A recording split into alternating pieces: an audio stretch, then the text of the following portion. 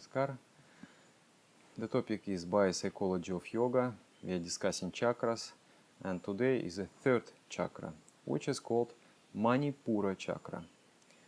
Pura means a city, town, and Mani means something dazzling, something shining, something like a diamond, So Manipura means a city of jewels.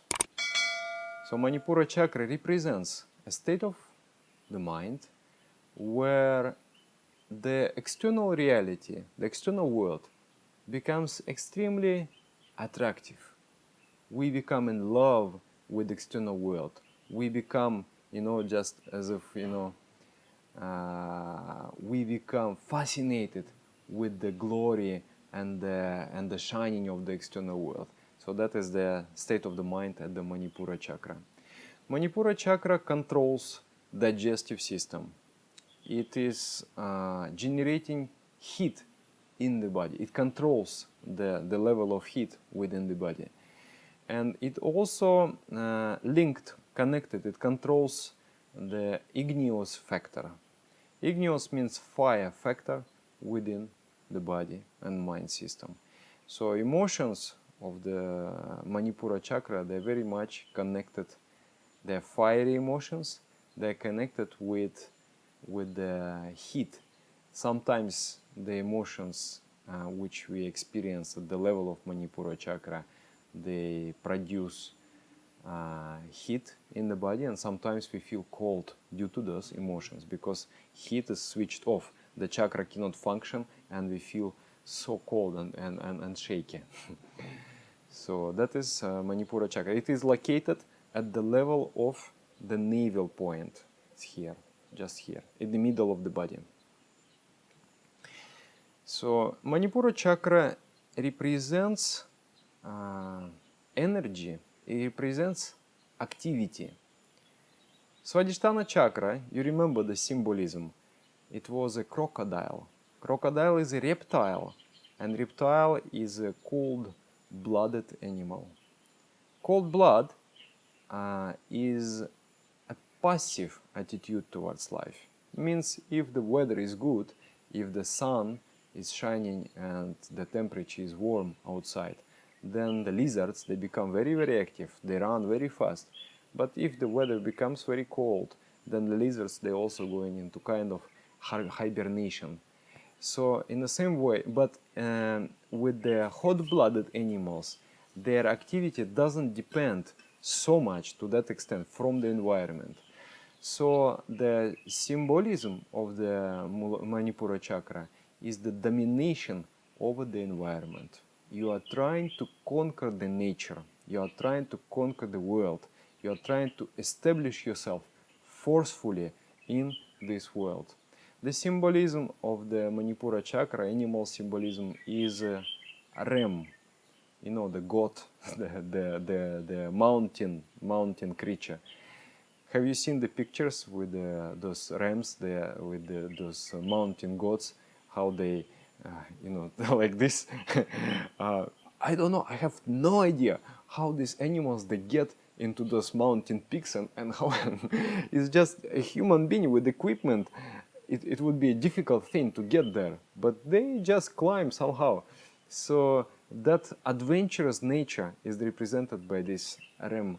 And also a thick fur represents fire. Manipura Chakra is controlling the eyesight. So when the Manipura Chakra is strong, then the eyes become very, very clear and powerful, forceful. Sometimes when the Manipura Chakra is overdeveloped, when it is really, really strong, it is very difficult to bear the direct sight of the person. Like you cannot look into his or her eyes. I mean, it is very rarely, but sometimes these powerful people, they are there. Especially, spiritual people, those who are working to control the Manipura Chakra. Sometimes they acquire this type of energy, and their eyes are very, very powerful. So, okay, so digestion, the warmth of the body, then digestion, warmth of the body, eyesight, and it generally represents the desire to dominate in the environment. It represents activity, it represents energy, and it represents hot emotions which are characteristic to mammals. Yeah, this kind of chakra. Okay, so Manipura Chakra contains within itself 10 vrittis, 10 propensities. All of them are fiery. So, okay, just to summarize what I have said, Manipura Chakra is symbolized by a ram, by God. It is representing the activity, the desire to dominate the environment. It controls the fire element in the body, energy element in the body. It is controlling the digestive system, and it controls the heat, the warmth of the body. So you can also see if you feel that you are very vulnerable to cold, it means the Manipura Chakra is not strong.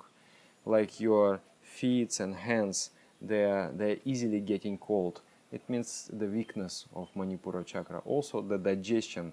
If digestion is not powerful, if there is a constipation, if there is indigestion, then you need to look into your Manipura Chakra.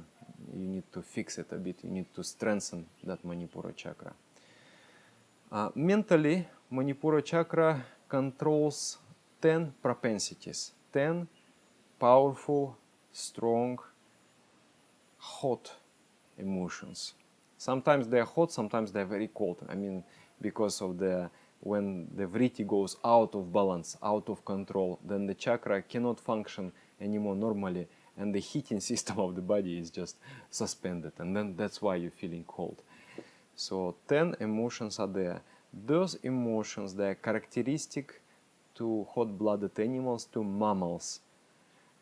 Emotions of anger, attachment, irritation, the hatred, greed, all those emotions, they are generated at the level of Manipura Chakra.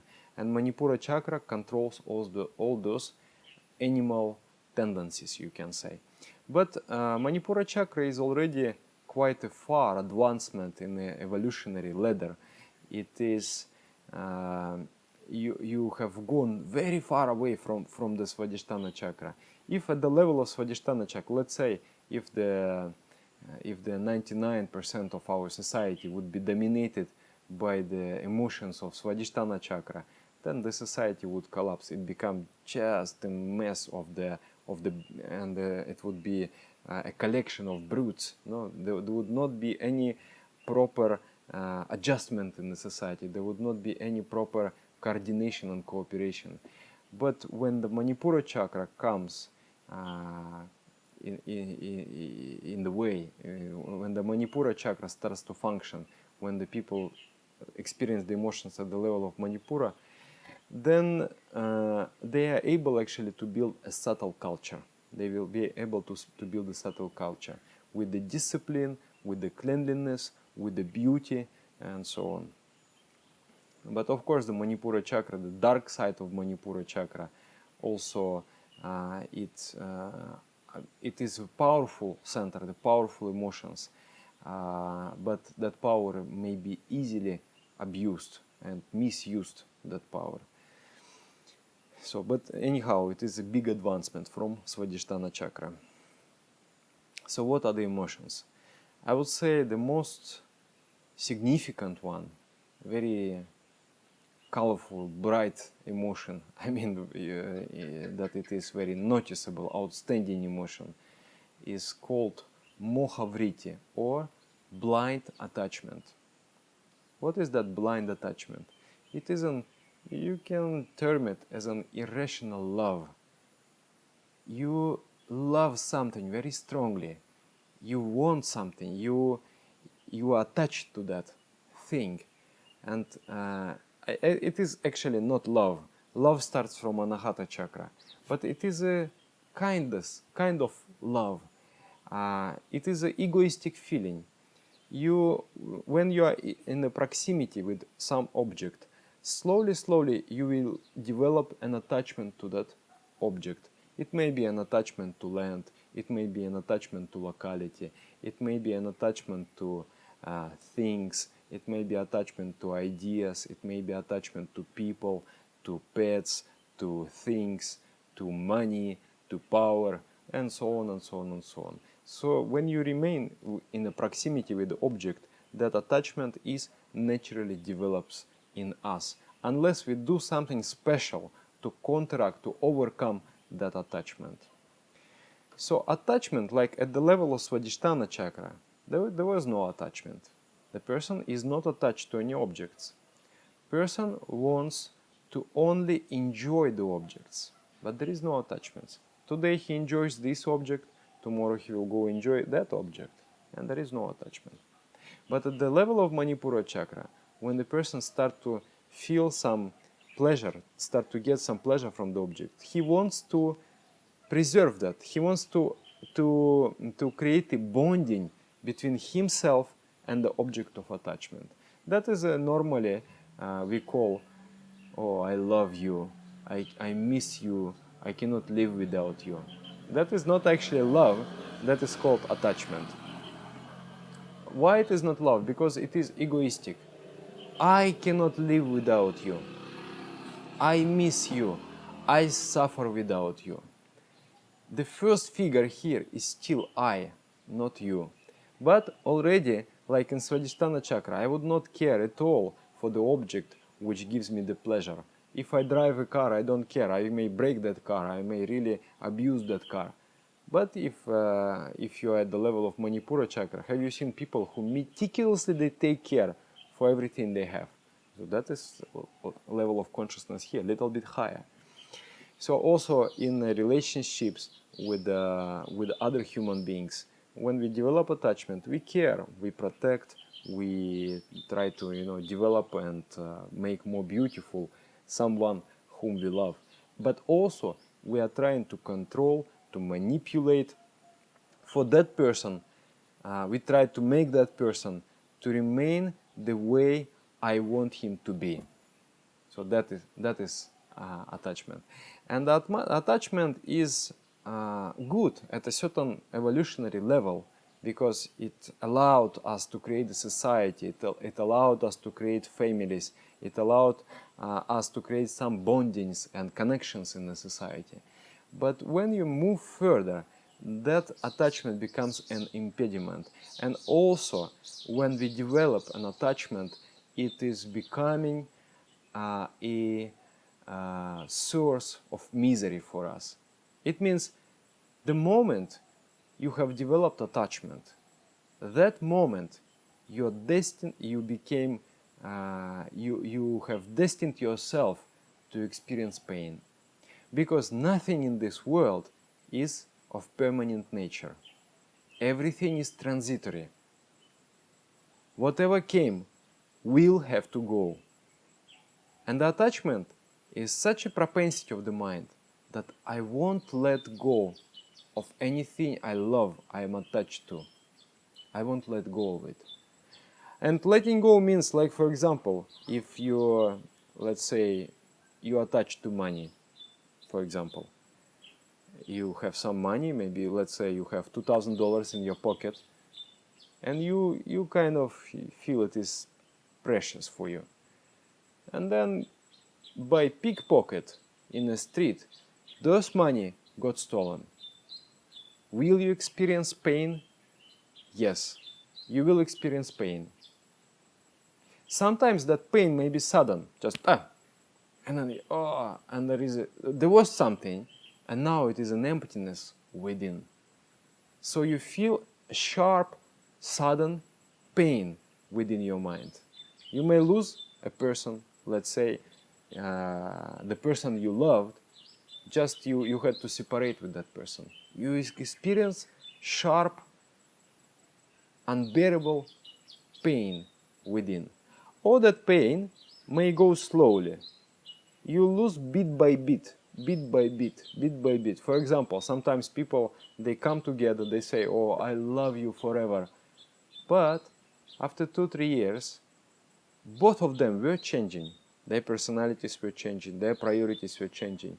And all of a sudden they find, what am I doing with this person? I have fallen in love with a different person, not with you. You see, the mind cannot adjust to the changes. And because of that inability to adjust, the person tries to adjust somebody else. He will not adjust himself. He will try to push other person to adjust with that idea that he has in his mind about him or her. And that's why manipulation. We are starting to manipulate other people just to manage that they will remain in the same shape as we want them to see. So that is Manipura Chakra feeling. And it is painful because all those, attempts to manipulate, all those attempts to control, they're painful because life is never what we expect it to be. Life is always something different. Life is always, and due to that attachment, life will cause us pain. One time, one spiritual teacher was asked by his disciple. The disciple said, Master, what is the nature of attachment?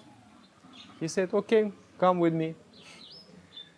They went to the forest, and the teacher has chosen a most curved, the most distorted tree he could find.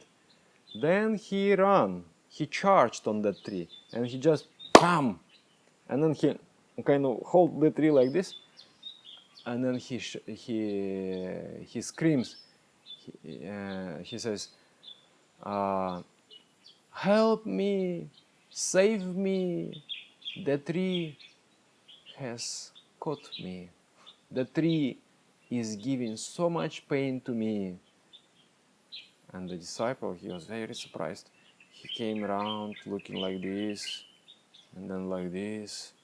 And then he said, "Teacher, forgive me my ignorance, but it is not a tree who is holding you.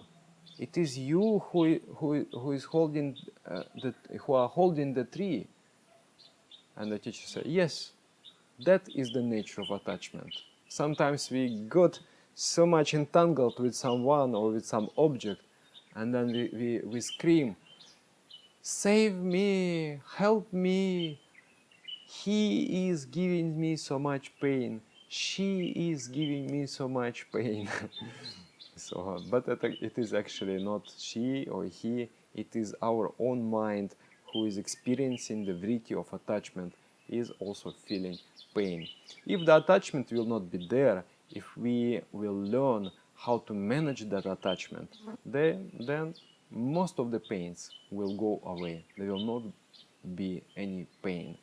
But often people ask, "But Dada, but how? Should we be indifferent? Should we be..." No, you should not be indifferent.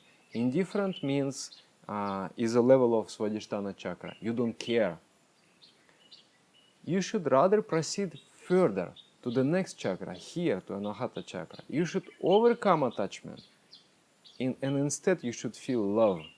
Love is what?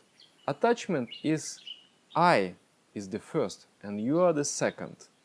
And love, you are the first, and I am the second. I want to give, and if something I get in return is good, but already the process of giving is giving me so much joy and so much satisfaction. And due to that giving, I'm already happy. I don't actually expect anything in return. But of course, who loves also is being loved, is always the same. I mean, the love is such a rare and precious quality. So the one who is able to love is always loved by others. So when you love, then you receive the love in response, and you are double happy. First, you didn't expect anything in return because you're already happy. due to your own love, due to your own care that you give to the world. But the world also gives love and care to you in response, and it makes you double happy. But Manipura Chakra, I first want to get, and then I will give. The love is Anohata Chakra. I want to give, and maybe then I will get. Is a difference. So rather we should proceed to more love, to more care, but without creating attachment. In yoga, there is a special method to overcome attachment. I don't know how practical would it be for the beginners. I will, of course, speak at the end of the lecture about general methods of controlling Manipura Chakra and general methods of strengthening Manipura Chakra. So, of course, through those methods, the attachments will, you can more easily overcome attachment. But now I want to mention one specific method that yogis practice, that mystics practice. I don't know if it will be practical for beginners or not, but still I will mention it. The attachment is an attachment to form and shape. And love is the love to the essence. If you know, if you feel, if you ideate, if you imagine, if you try to find that the form and shape is only expression of one and the same essence, then you will not be attached to the form and shape, but rather you will be in love with the essence. We say, in your practice you say, when you practice the basic course of meditation, you do meditation with Bábá Nam Kevalam mantra. Love is all there is. Supreme consciousness is all there is. We meditate that the Supreme Being, the highest spiritual reality, is the essence of all things. Means, let's say I'm caring for my son. I love my son. But whom do I really love? It is if I look deeply and more, in a more profound way, I will find that all that goodness which exists in my son, all that kindness, all that smartness, all that talent, the creativity, it comes from the Supreme Entity, slowly expressing and manifesting through the mind of my son. So you will find that you are actually in love with that Supreme Reality. And then the objects will change. I love the God. I love God within my son. I love God within my dog. I love God inside of the son of my neighbor. I love God in my friends. I love God within my enemies, and so on and so on and so on. Of course, at the beginning it is difficult to feel, difficult to see. But with the practice of meditation, you slowly start to, it's kind of your eyes, your spiritual eyes are getting opened. And you start to feel that interconnectedness of all things. And you start to feel that you never lose anything. Everything is always there. You care, you love, but you do not get attached. Okay? So that is about attachment. Remember, the attachment increases due to proximity. The more closeness is there, the more attachment will be there also. In the body, for example, here, at this point, the attachment of mind towards the body is the least.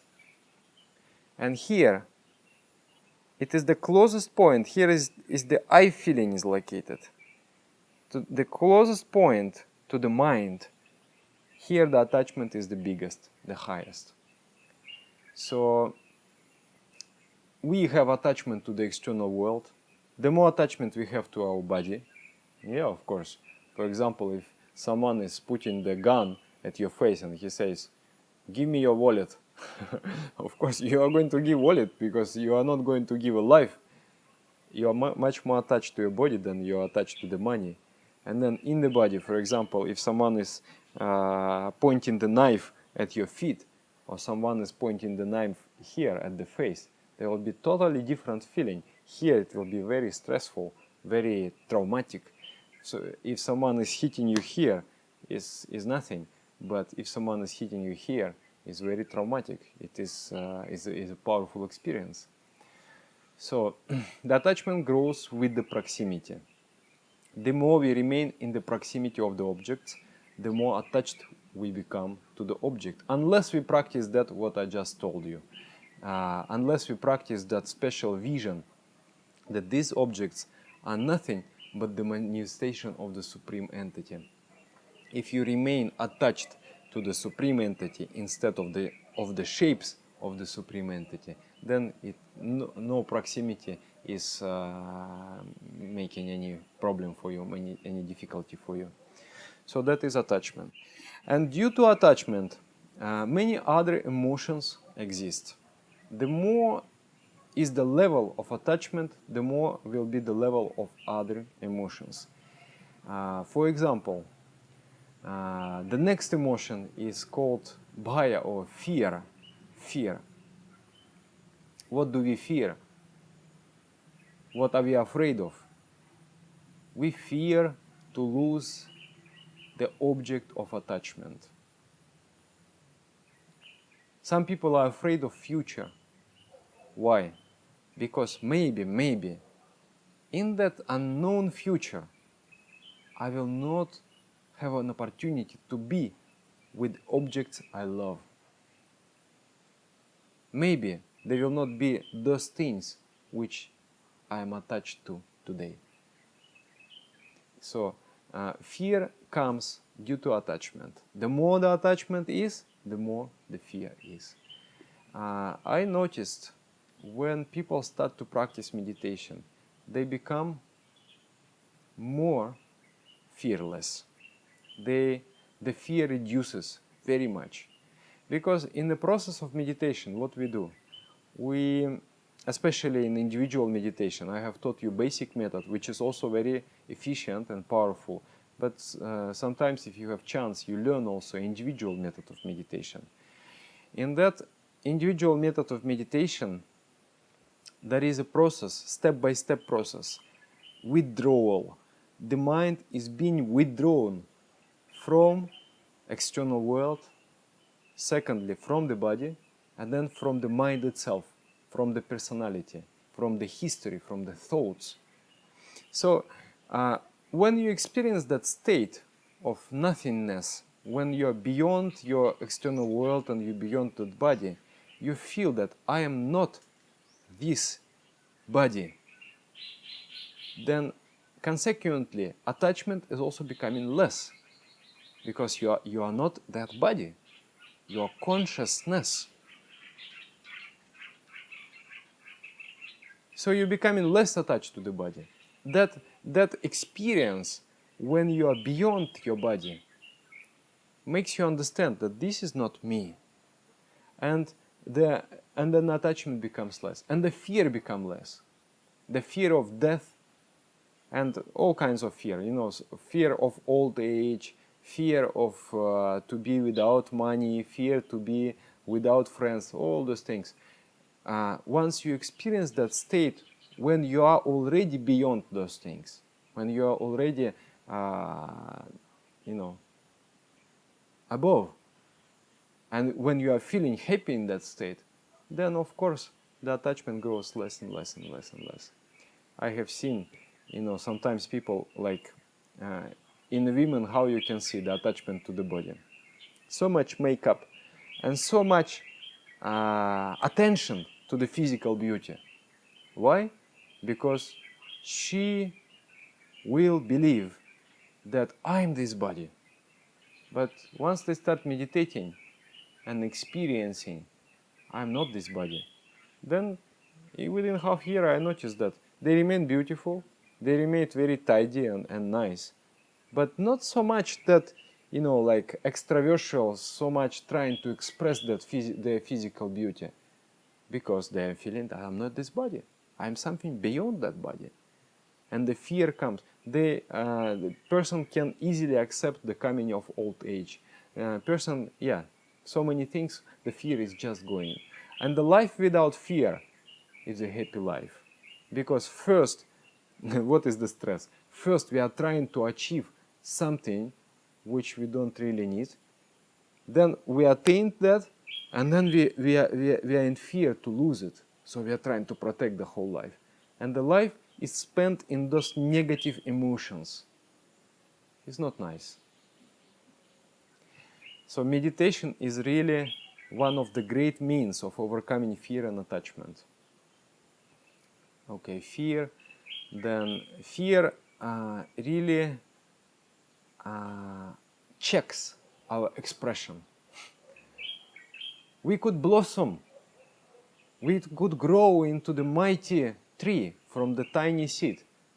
But fear stops us. What will happen if I do this?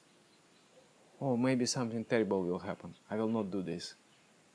And then we lose opportunity after opportunity, opportunity after opportunity. To succeed in life, you have to be fearless. So that's why in the cultures, like a Japanese culture, there was this powerful, strong culture of Manipura Chakra. Overcoming, creating better Manipura Chakra, creating powerful Manipura Chakra. You can see the expression of the culture. Cleanliness, very clean. You will know why later when I speak about other deities. Then shame is very strong, you know.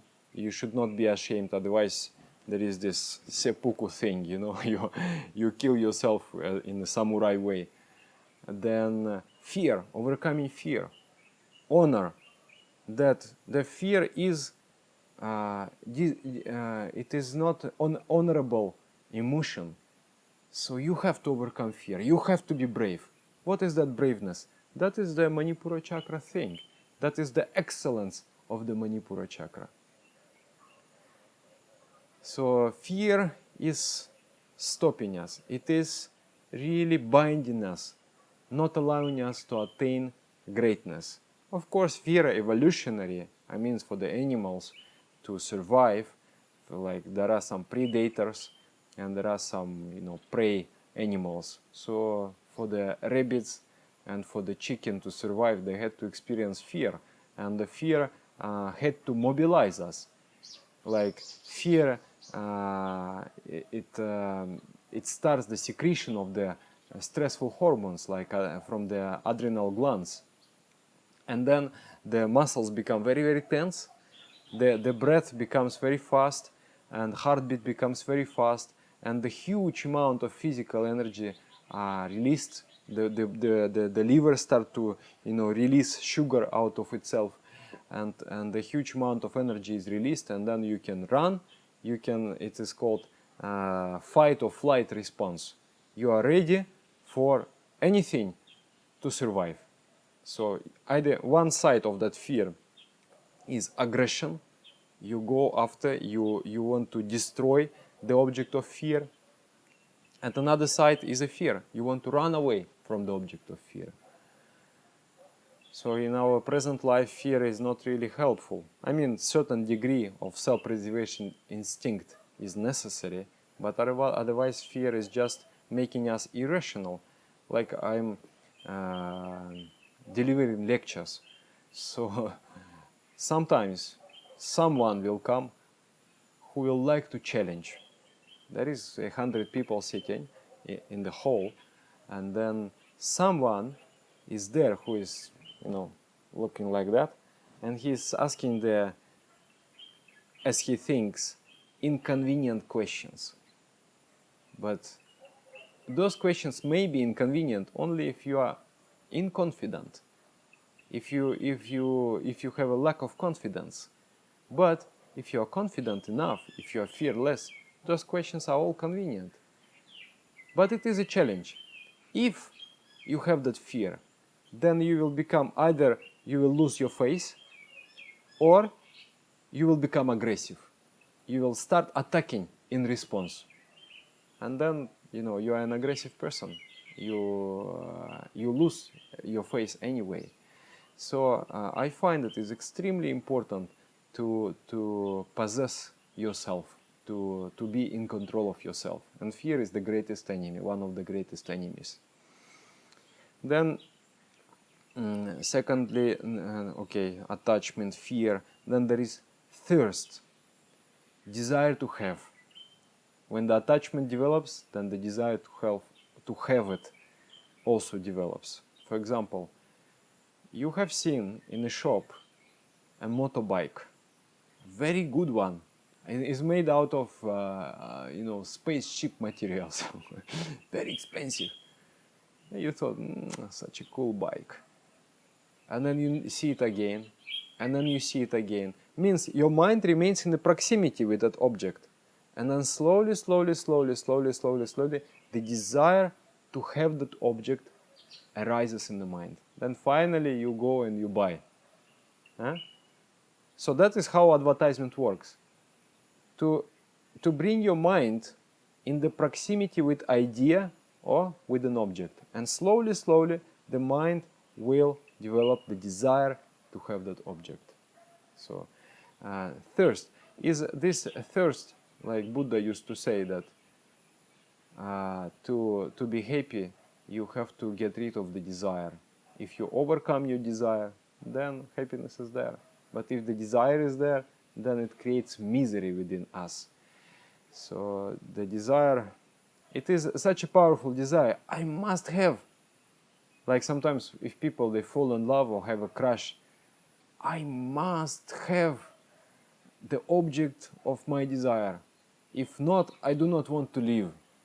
That, I mean, I put the colors all very dense just to understand how it works. But to some extent, it is like that. So, Manipura Chakra, attachment, fear, strong desire, thirst, Trishna is called. Then there is hatred. Hatred is opposite to the desire. Hatred is aversion. I don't want to have this object within my space. I want to get rid of this object. So that's why the initial effort to maintain cleanliness comes out of hatred. I hate impurity. I hate the garbage, so I remove it from my... I hate disharmony, so I create beauty. So that is comes from Manipura Chakra. Hatred, for example, if some dirt come over your leg, you don't feel so much. But if something came in your face, then you feel, oh, immediately I need to remove. If there is a defect in some distant people, it's okay. You can still accept them, you can still love them. But if there is a defect in your near and dear ones, in your family members, that defect will irritate you more than the same defect in some distant person. You understand? That's why sometimes within our family, it's much more difficult to maintain a harmonious relationship because it's so close. The attachment is so strong. So slightest deviation from your picture in the mind, someone deviates from that picture in your mind, then you feel uncomfortable and you are trying to manipulate the people back into that image you have in your mind. So the irritation is another vritti of Manipura Chakra. Irritation is a stressful emotions. Irritation is just like, there is some energy boiling within you and you are you're bottling it up, and then finally you blast. Like in the past, this instinct, this aggressive instinct, was ingrained in us that we survive. Already I was given examples of prey and predator. But for example, a human being of the past, of our dark evolutionary past, he is or she is walking with his, stick, with his glove, and he's walking, and then all of a sudden there is this human-devouring, human-eating tiger appears, and then the man will just jump, take his glove, and then finally kill the tiger, and then he will put his tiger on the shoulder and bring it home, and then finally he will relax. So that infusion of the stressful hormones will awaken unusual power within a man.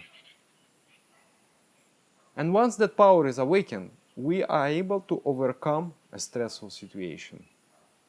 So nowadays, actually the body, the biology, the biochemistry is the same, but the time has changed very much. Nowadays, for example, if your boss is criticizing you, it is the same situation of stress. We perceive it as an attack, as if a tiger has attacked us. So we start to become mobilized for response. We get the infusion of stressful hormones, but we cannot respond. If you respond, you get fired. So you just bottle up that energy, you hold it. And then if you don't express it somehow, for example, you go to the gym and you do something, you do some physical activity. If you don't do much physical activity, that energy will bottle up, the stressful hormones will bottle up, your digestion will go wrong, your breathing, your heart, your blood pressure, your everything, all the system will go upset. And then finally, it will express as some physical disease, physical sickness. So that is why the blood pressure diseases, related diseases, heart stroke, brain stroke, they're killer number one in the world, especially because we eat unhealthy diet, and most of the people in the world, they eat unhealthy diet, lots of meat, lots of fat, so the blood vessels become narrow, and then also continuous stress, and then there is this increased blood pressure in the system, and then narrow passages of the blood vessels, and then one day just something will break and we will get a heart stroke or heart attack, or the brain will suffer. So yeah, it's like that. So irritation is there. So irritation also is concerned with attachment. Means if you don't have, what is attachment? Attachment is a certain picture in your mind. I want everything be my way, this way. And if something goes out of the way, out of order, then you experience stress. You feel disturbed. So later on, we have to develop into acceptance of life. At the Anohata Chakra, we accept the life. Okay, whatever comes, I'm going to manage with that. I'm going to adjust myself to the environment. But here we are trying to adjust environment to ourselves. We can do actually both. You know, the stress, what is stress? Stress is when you want something and cannot get, and then when you don't want something and you get. So that is called stress. So stress management, it means both. First you adjust. If you can change something in the external world, fine, do it. But if you cannot change, then change something within yourself. Accept it. Yeah. Okay? That was 5 already. Then there is envy or jealousy. Also very hot emotion. I had friends, not friends, neighbors in the village. 2 ladies, they were so jealous of each other, especially one of them. And they were trying always to compete in all spheres of life. In agriculture, in fashion, in everything. So one time, the one housewife, she grew very nice tomatoes, very big ones. And another one was like continuously failing in her agricultural attempts. She became so angry, so jealous. next night, she took a piece of bread, she put some poison inside, and she gave to the pig of that lady. And the pig ate and pig died. And she became so happy. She felt avenged. Completely blind, completely irrational feeling. Jealousy, envy. Yeah. So also there is a feeling of revenge in the Manipura Chakra. Revenge is also like a sadistic tendency. What is sadistic tendency? What is also jealousy? What is jealousy?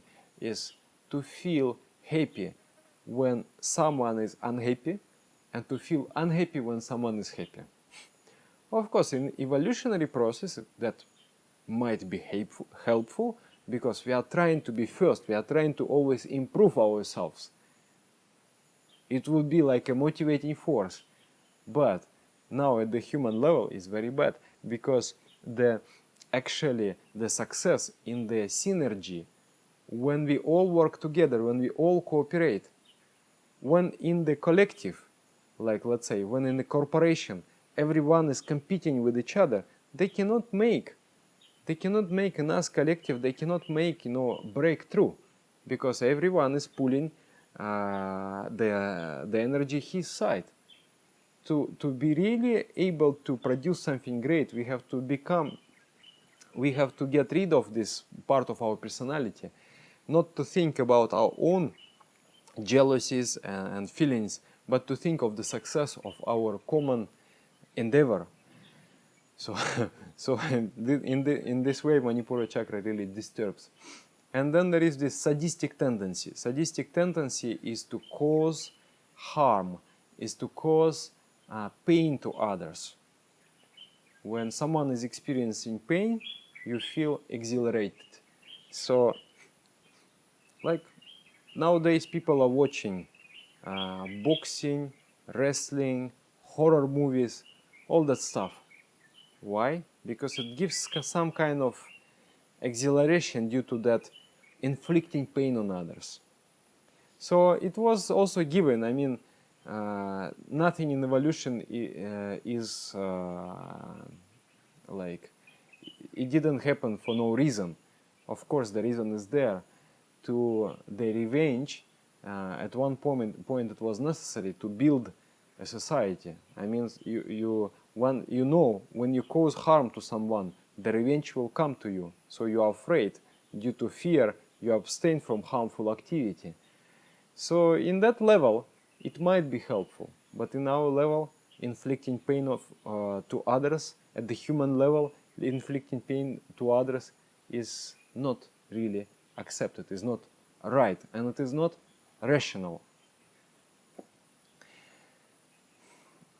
And also, whenever you inflict pain to others, that you can be sure that you have inflicted pain to yourself, because that pain will return. According to the law of karma, it will return to you.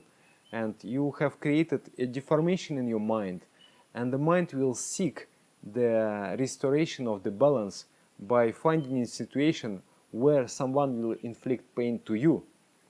So that is not good, and we should control that. Okay, then there is a shame, shyness. Shame helps to control the brutish expressions of our being. Shame is the desire to be accepted by the group of people, by your society. So shame is a kind of externally imposed conscience. Conscience is at the level of Anohata Chakra, is the feeling what is right and what is wrong. Inner feeling, internal feeling. But the shame is external feeling. When someone is approving of your actions, you feel it is right. When someone is disapproving, you feel it is wrong. So unless that conscience is developed, shame is a good thing. You will try to be at least no less than the standard, than the general standard in your society. But once you want to move further ahead and become better than the general standard, then the shame will obstruct your movement. Like, for example, when I was beginning to do meditation, I went with the train, and in Russia the trains takes long time. Sometimes you travel 7 days in the train from one side of the country to another one. So that journey of mine was like 5 days. So I have to do my everything. I have to take bath, I have to do asanas, I have to do meditation. And it is very kind of freaking uncomfortable when other people who have no idea about yoga, they see you doing these asanas, they see you doing this meditation, and they kind of disapprove of you. Or you think they disapprove of you. And it is kind of uncomfortable. So the shame, and many people cannot stand up to that emotion. They cannot overcome that emotion. They just do what is accepted in the environment. They do what is accepted in their society. They don't want to be in any way to be a radical person. So, but actually sometimes you have to do something which is not popular. You have to do something which is right, but it is not necessarily popular. It is not necessary everybody approves of that. In the long run, everyone will say, yeah, you're such a good person, you have done a good thing.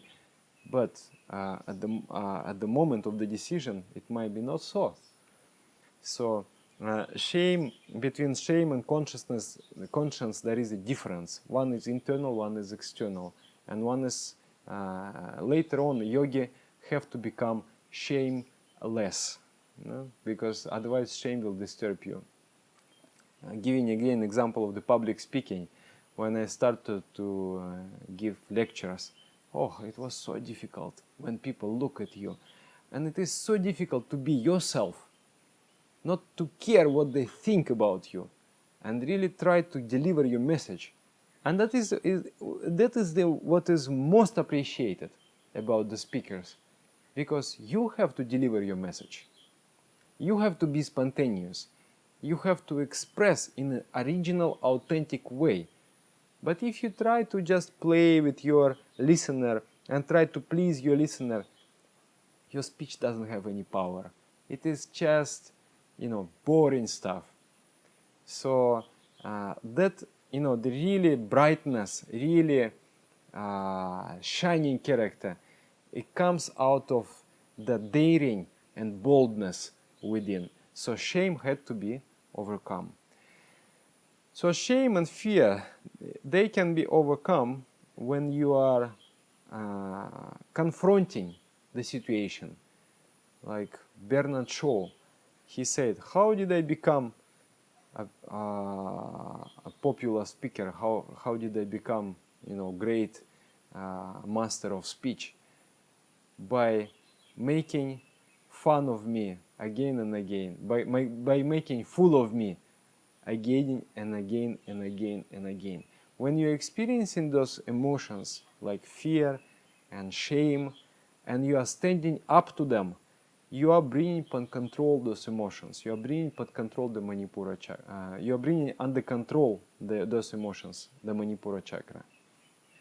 So when you feel fear and you are not succumbing to it, you're just standing up, then you become fearless. When you are feeling shame and you are still standing up to that, you become shameless. Of course, in the normal parlance, it is a negative saying, shameless. But in a yogi way, it is a good thing. But you have to develop also inner conscience, that you understand what is right and what is wrong. Because if you are fearless and if you are shameless, you can abuse that power. You can abuse that power. So you first have to establish yourself in the moral principles. You know what is right and what is wrong. Yeah, and then finally, there are two more vrittis, which is called, one is melancholia. Melancholia also somewhat helpful. Melancholia means, what is this world for? Is there any meaning of life? Nothing is really worth living for. One time I heard the song, the guy is singing, nobody, nobody, nobody, nobody, nobody cares for me. So that view of the world, when the world is dark, well, from that world view, you start to search for something more. You become dissatisfied with the material world finally. Manipura Chakra, the city of jewels, does not attract you anymore, and you are seeking something else. Like if you come across, there is a book called Yoga Vasishta. Is a kind of Purana, is a kind of mythological story about the king Rama, who is being taught by the sage Vasishta. And Rama is experiencing that dissatisfaction with the world. He's saying, why wealth? Because the wealth is not permanent. The wealth brings misery. Why beautiful women? They all will become old. And he's enumerating all the good things, and he's saying how those good things, they turn like nectar turns into the poison, how the pleasure turns into the pain. So he's realizing all of that, and then the sage saying, yeah, it's all right, you are understanding correctly. From now on I will take you to the journey of greatness. And he starts to explain him deeper meaning of life. So melancholy, but in a normal life, is really disturbing. Like when you see the world through the dark eyes, everything you see is negative. Everything you see is negative. It spoils your life, it spoils the life of others. So it has to be overcome. And then finally there is this sushupti. Sushupti is the desire to conserve the energy. Or you can say staticity. Laziness. I don't want to move. Or nothing really inspires me. I want to just remain where am I. Yeah, that is also due to the weakness of Manipura Chakra. Okay, so I will just briefly mention all of them again. Lajja is the shame, shyness, pishunata, sadistic tendency, desire to inflict pain, irsha, envy, jealousy, sushupti, staticity, sleepiness, laziness, vishada, melancholia, kashaya, peevishness, and kind of irritation. Then trishna, yearning for acquisition. I want to have. Then moha, infatuation, attachment, grina, hatred, revulsion, and then finally bhaya, fear. Okay, so these are the 10 petals of Manipura Chakra. Now let us see how we can balance the Manipura Chakra, how we can make it stronger. Manipura Chakra is concerned with digestive system. So food is important.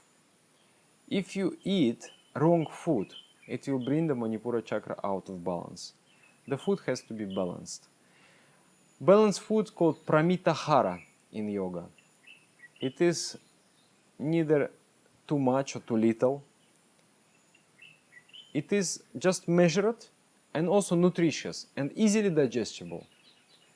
We advise to eat vegetarian diet. It is the best for the human body and mind. So food is important. Then fasting. Fasting is an important means to maintain in a proper condition our digestive system. Your intestines, they're getting filled with the waste of the body. And we have to give the body a chance to clean it up. The entire digestive system is kind of getting clogged if you eat and eat and eat without break. If you would work for 30 years without having a single holiday, how would you feel? So your digestive system is working and working and working without ever taking any break. So it is good to give a break to the digestive system. And we are practicing fast without food and without water on the 11th day after new moon and full moon. Those days there is especially strong tidal waves. and the water, like due to the gravitation of the moon and sun together, there is a movement of the water in the planet. So, and our body also is made of water, and that liquid factor is affected within the body. So the nerves, they get agitated, and in those days, if you watch closer to the new moon and to the full moon, there are many road accidents, there are many, you know, the fights, there are many crimes is increasing and so on. So I'm really observing that all the time. Sometimes I know that it is time to fast because I see too many cars crashed in the road. And by fasting, you're actually reducing that effect. By fasting without water, you're reducing that effect. And moreover, but it is more like an effect on Svadhisthana chakra. No? And moreover, effect on Manipura chakra is that the digestive system becomes cleaned. There is one separate video on that. I'm going to release it further on. Or maybe if already by now it is released, you'll find it on my YouTube. It is in a playlist called Practices of Acquiring Psychic Strength. So fasting is very, very good. Fasting will clean the digestive system and maintain it in healthy condition. So vegetarian food, balanced food, fasting. Then there is this, the Manipura chakra is connected with the heat of the body. So by using cold water, you will strengthen the Manipura chakra. When you take shower, it is advised to take shower with cold water. Then the Manipura chakra will be better. How you will feel that it is better? You are more energetic. You are not sluggish. Your mind is clear. The intellect is just, you know, sharp.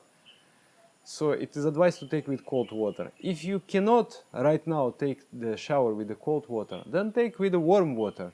But then at the end, you pour the ice cold water on you.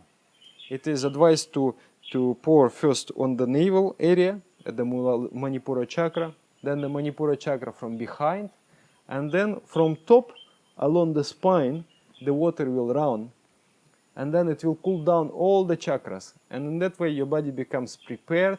Your body will not get shocked, and your body will not catch cold.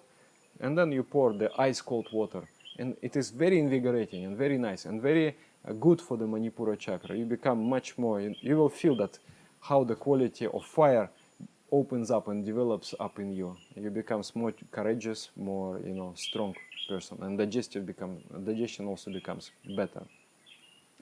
Then there is this partial wash up. You have seen it already in the basic course. It is called diving reflex. When you wash with the cold water your extremities, then navel, then here, then neck, behind the ears, and then you put some water in the mouth, and then you splash at least 12 times in your eyes. So that is also very, very helpful for Manipura chakra. When the Manipura chakra is good, you will never have mucus in the nose. No, always the nose is clear. The passage of air is clear, and consequently the mind is also very clear and sharp. Okay, that one. And then asanas. Asanas are good. Karmasana, action posture. That asana makes lazy people active. It gives energy. It gives desire to do something. Then there is this Mayurasana, peacock posture. If you do Mayurasana, your digestive system becomes very strong. Like Mayura, the peacock.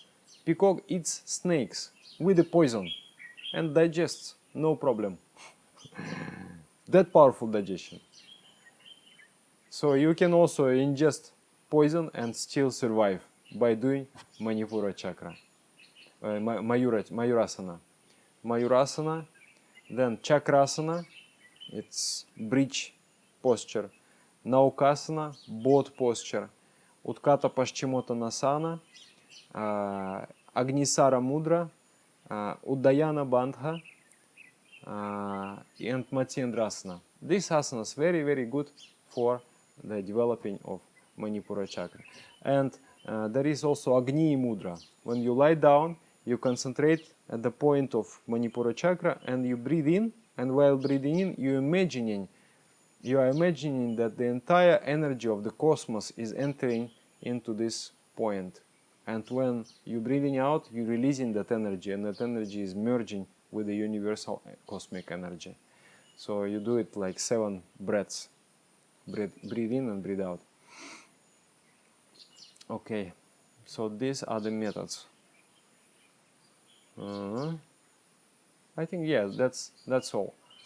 Asanas, cooling down the system, taking care of your food, eating proper food, then fasting, and then this half bath, also this diving reflex, and taking shower with the cold water. That is all Manipura Chakra. And then also, like I mentioned before, overcoming attachment by imposing a spiritual idea, trying to see the divine in others, and to be attached with that divine, and not to be attached with the expression of the divine. And then also developing Manipura Chakra through standing up to your emotions. Means if you feel fear, don't run away from the situation. Stand up there. Just take your stand and be there until your fear is surpassed. And then also the shame, the same way. Yeah. Okay, I think that's it. So please practice. At least you try those asanas, and you just observe in yourself the expression. Also, when you feel certain emotions, you just see where you feel the vibration in the body, and then the feelings, the nerve feelings. It will help you to understand better this subject of biopsychology. Then also you observe in others how all these 10 vrittis, they're all interconnected. It's just like one family. It's one energy expressing through 10 different directions, 10 different ways. It's very interesting. Yeah. So if you like this video, you please share it. If you like it, you like it. If you like it very much, then you share it. If you feel it is useful and it will help to many other people. And it actually will help, because due to the weak Manipura Chakra, many people, they get sick and they die also due to the blood pressure diseases and all that. So if you do this observe this simple advice about improving Manipura Chakra, then it will help. So you share it, and you make sure you subscribe to this channel, so spread the word. Thank you very much. Namaskar.